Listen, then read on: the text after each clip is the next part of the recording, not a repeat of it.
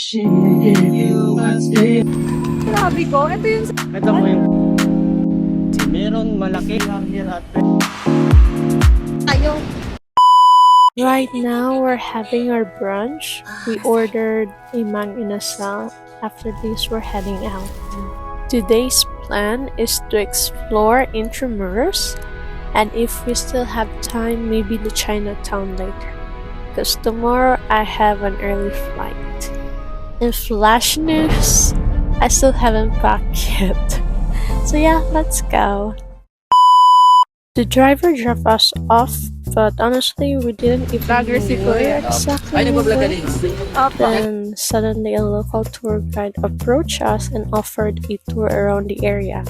At first, we said no because we thought it would be expensive, but then he gave us a discount. So we were like, okay, why not? And just like that, we hopped into his electric vehicle and started our tour. Our first stop is Puerto Real Gardens. There was another local tour guide who explained everything really well, and he even took our pictures, as you can see in the videos.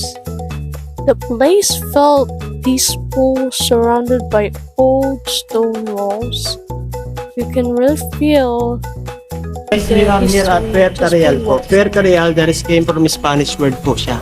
Puerta means the gate, Real it's po royal. It means this gate is royal gate po siya. So from right there, connected to the gate right there. So this gate is only for exclusive for Gobernador General and ranking officials, then rich people of Spanish. Because this city of Intramuros is only for the rich. So the Indios was living outside of the city, that is called Extramuros. Intramuros, that is came from Spanish word. Intra means inside, muros means the wall, or in English, inside the walls or city within the walls. So Extramuros, that is outside the. So Extramuros were the Indios or the poor living people living outside po. Then picture po tayo dito. Kaya agad tayo sa taas po. The Japanese as a prison cell po. So as you can see, that part is a prison cell used by the Japanese. Japanese invade Philippines 1942 to 1945. So the Japanese only invade the Philippines, not they colonize. Kumbaga inatake lang ta. Yes. Then yung pagkatake sa atin ng mga Japanese noong 1942 hanggang 1945, yung total victims nila is 700,000. Mostly women po. Because Japanese killing or raping Filipinas, then after the rape Filipina, cutting dresses po. Tinatanggalan. Kasi ang intro kami under ng Manila City Hall or yung City Hall ng Maynila. May sarili po kaming gobyerno dito. He also shared that a lot of people died here during the Japanese War and how brutal it was back then. I even asked him if there were any scary things that happened here. And he said, yes. After that, we just stayed for a bit, listened to him, and enjoyed the place. Ingat lang po kayo, akit po tayo lang.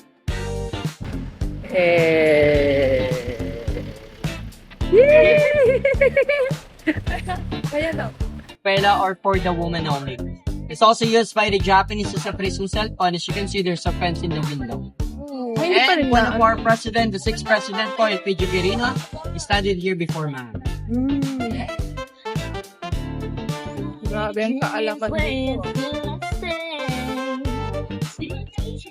Grabe, Pilipino ko, pero di ko ito alam.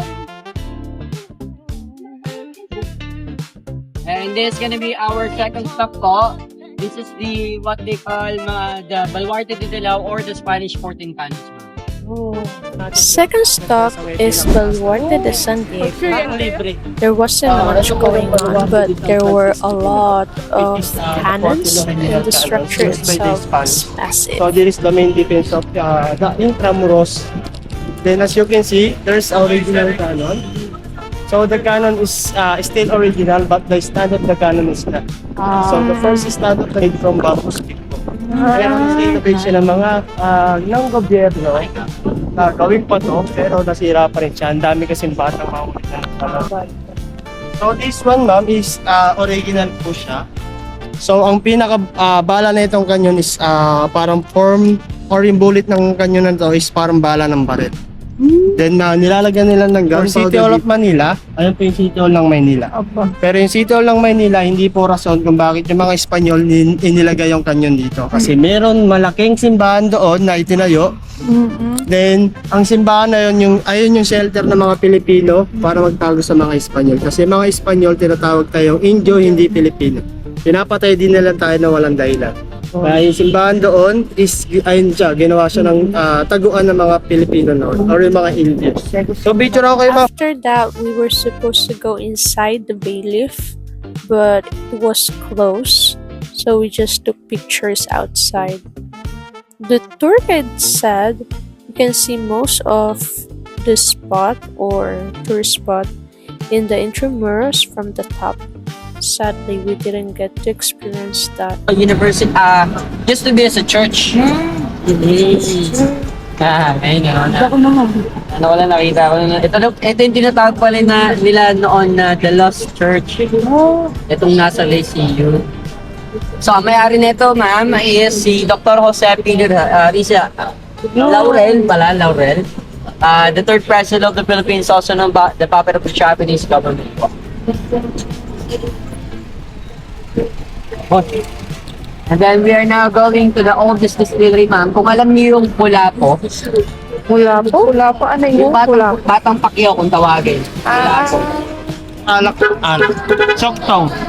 Usually hindi siya alak eh. Ito yung in Chinese po, this one is the oldest distillery that established by Bonifacio Lintuaco 1852 after he discovered that most of people here in the Philippines use herbal. So what he made is what they call medicinal wine known as Siok Hok Tong, Shok Tong, or also known Kung Fu. Yung Kung Fu, ma'am, good for vitality, and Bueno de Chun is good for blood circulation. And the good thing about this wine, they didn't put chemical, they only used herbal. Yeah. So they used 13 kinds of herbs po to make medicinal wine. Do you wanna see po? Yes, Lord tayo. What's your step? Ang mga babae kasi usually stress, Yes. depressed, or anxiety. So ang regla, hindi siya nagsisirculate na maayos. What they have in Quiapo, ito nung tutututututu siya. Ito. Ito siya, Kung Fu, yun yung shock ko. In another way. Kumbaga sa Pilipino, meron tayong sariling version, yung tinatawag na lamban, no? Third stop is Distilleria Lintuaco Museum. It's known as the oldest distillery in the Philippines. The tour guide also gave us trivia that some of the alcohol before was even used for things like menstrual relief. We paid around 50 pesos for students, and 70 for non-students. But we paid 50 pesos. It was really interesting seeing all the old battles and equipments and other stuff, and learning about local liquor history. You can also taste the wine inside, but there's an extra fee for that. We decided to skip that day.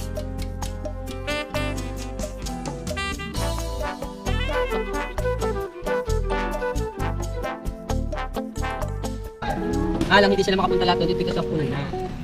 Iba lang, nandito pa rin. They're still here. Dito nga si Mayor yun. Hi, Mayor. Papicture na. Dito ba? Mayor na dito, kuya. Mayor, ikaw pa rin yung po. Si Yorme. Si Yorme, di ay. Ay, Yorme. Kahit ilan. Okay, yun si Yorme. Siyempre. At gusto yun namin. Kuya nga po eh. Naku, makakita na ko artista na. Si Yorme lang po rin nakita. At least, libre. Kaya, how are you today? I think our next stop po, ito yung tinatawag na Plazuela or the memory of the 100,000 people po. Our fourth stop is Plaza Sampalucan. This place holds deep memories, especially for the lives lost in the past. So basically, the memories of the 100 people who died. No one's in this buried in time. here po. Kumbaga wala po talaga nakalibing dito. Kahit ano man po, wala po. Just only the memory of 100,000 people died during the Second World War. The last battle, that is 1 month battle, February 3 to March 3, 1945. Then as you can see, 100,000 men, women, children, and infants killed in Manila. So that is any part of Manila po. So, as you can see, at the top of the box, there's statues. Though, the lady holding the baby, the lady symbolizes being raped. Then the baby symbolizes innocent po siya. Then the other symbolizes being slave. Then the Japanese also called Filipino as otosan po. Otosan. Tusan? Otosan. Otosan. Kung makakatulong. Indio, ganun din po, slave. Akala ko otosan. Yung box na to, meron po siyang time capsule sa likod. Oh, otosan yun. Di ba yun? Japanese words po siya. Otosan, kung makakatulong, dito po utosan. So ito po yung time capsule, bubuksan siya ng February 18, 2045. That is 19 years from now. Siguro yan. So itong box na to, wala pong nakakaalam na kung ano yung laman nito sa loob. Kundi si Peter de Guzman na lang. So si Peter de Guzman, Hindi po ba siya nahanap? hindi na. So itinayo niya to noong 1995. Tinawag niya tong memoret. Kung mga mirror, kakaibigan. So, itong time capsule na to, sinasabi ng ibang tao, ito ang sagot sa lahat ng tanong natin kung bakit tayo sinasakop, kung bakit tayo ginaganto ng iba't ibang bansa. So, ito yun. Yes. Yung bakit na battle of Manila na. Kumbaga, ang Maynila, ma'am, ito po siya, bago tayo atakin or yung Second World War nangyari. Ayan po yung Maynila noon. So, ang Pilipinas po, isa po siya sa mga mayayaman na Asian country po noon. Pero ito yung nangyari yung gera. So, ito yung Intramuros pagkatapos ng gera. As you can see, all structure are destroyed po. Pero meron na natira, which is not this church is a hospital po. Because there's someone sacrifices on life to paint a Red Cross sign at the top po. Kumbaga, nag-paint siya ng Red Cross sign sa may bubungan, saka yung cross sign sa may taas ng simbahan. Pinintahan niya rin po ng puno. Kaya akala ng mga Amerikano isa tong hospital. Kasi noong panahon ng gera, may rules sila. Bawal yung sirain or kaya bombahin ng mga hospital. Kaya ito siya, nanatiling nakatayo hanggang ngayon. Pero hindi naman siya totally ay hospital talaga. Yes po, kasi akala lang ng mga Amerikano na hospital siya kasi may nag-paint ng Red Cross sign sa may bubungan. Kasi kaya itong pinakamatandang sundahan dito sa Pilipinas. Sana gusto nyo. Yes po, pupunta kayo na ito.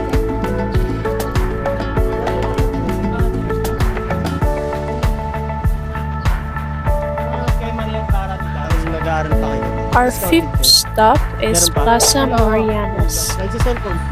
So when you're going to go inside, there's a entrance fee, 50 pesos for students and 70 pesos for non-students.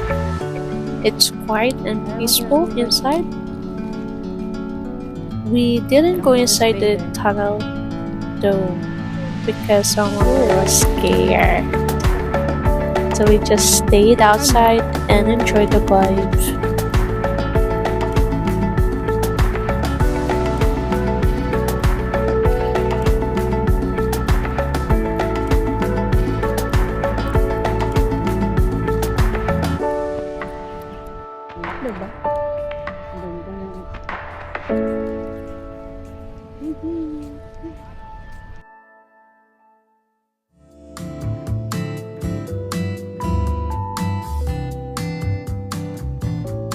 Trabaho sa barko.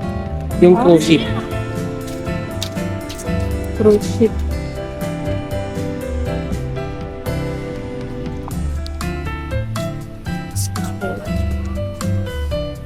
Our sixth stop is Plaza Roma and Manila Cathedral. Before that, we passed by the Palacio del Gobernador. We took some photos outside. Then lugar-lugar na yan, Ano na po siya? operating siya as comic. Ay! Ano? Pumili. Kumalat. Oh, go. Gusto nyo pang yumaman ng 5 minutes, spend po kayo ng ano dyan. Saan dito? Pupukin ka na doon kaya president.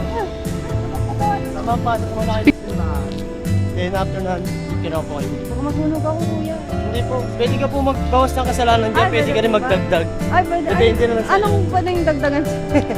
Pwede naman mag-video ko yun. Pwede po yan. Pag lang po may flash na ano. Ah, ito na pala yung bawal mo.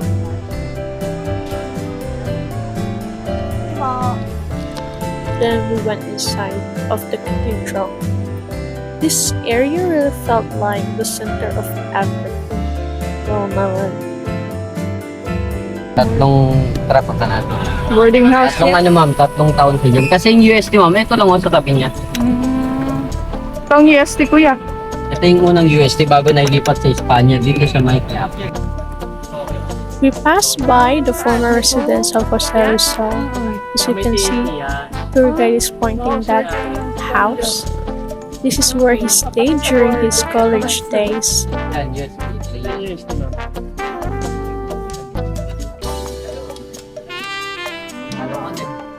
Kasi ito naman ma'am yung Colegio de Santa Rosa para sa pamilya. Kuya, pink. Dami pa na dito. Marami ng university dito. Pero madami estudyante. Pero 80% of them ma'am, hindi talaga usually taga rito sa Manila. Yung iba po sa kanila ay taga ibang lugar na kung saan dito na lang din mas piniling manatili upang alalim. Para makatipid din sa pamasahe pa uwi, hindi rin mga bagay na dito discover during the war or when they try to renovate the city po, dito lahat. Mga lumang helmet, lumang alaala. Our seventh stop is the new Intramuros Museum. There's an entrance fee for that if you're going to the second floor, but if you're going to the ground floor only, there's no entrance fee, so it's free. There are a lot of artifacts inside, so it's worth checking out.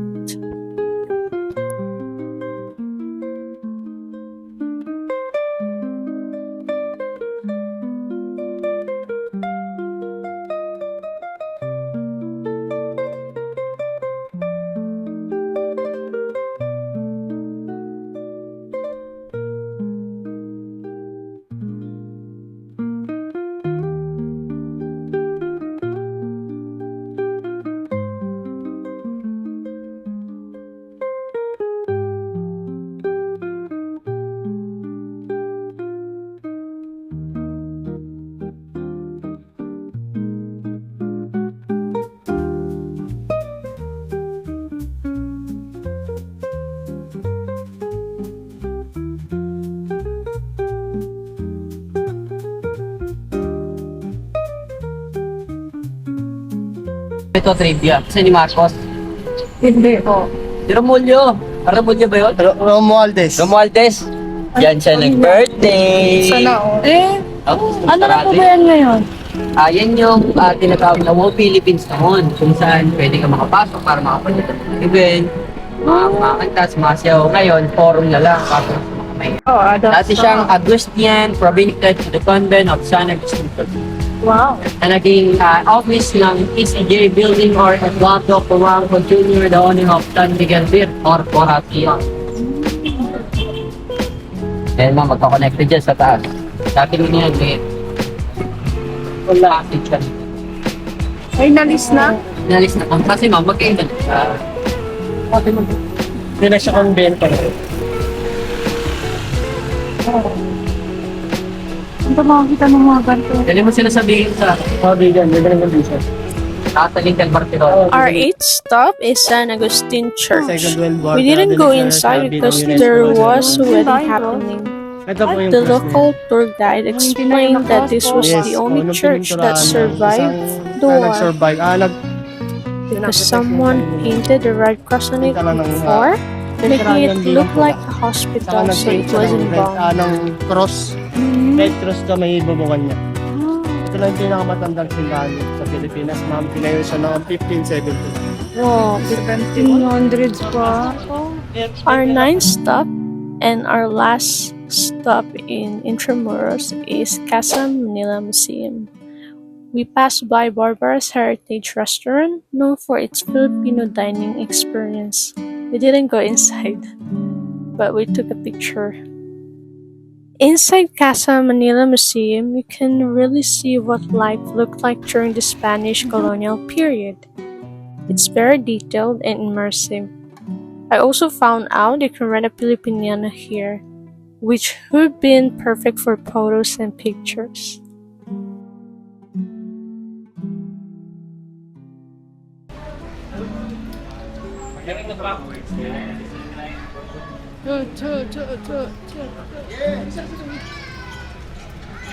Buti pala sinabi ko. Ito yung sa TikTok na nakikita mo talaga. Yan, kuya, picturean niyo kami. Yung kantadya, ma'am. Dito siya ginanap. Yan, dyan, sa Kaborn Legacy po. Kasi maalala mo yun yung chamber niya yun. Ayun ang chamber niya. After that, the local tour guide dropped us off near the bridge going to Chinatown, Binondo. We paid around 2,000 pesos for 2 hours, plus tips for the other local tour guide. Honestly, it was a really good experience. Even though we're Filipino, we don't always get to explore places like this. It was fun, but at the same time, a bit overwhelming, especially learning about what happened in the past. We just passed by Chinatown from the outside. We didn't go in anymore because I had to prepare for my early flight the next day. And yes, I haven't packed yet. Overall, this trip felt like more than just sightseeing. It really felt like walking through stories from the past right in the middle of the city.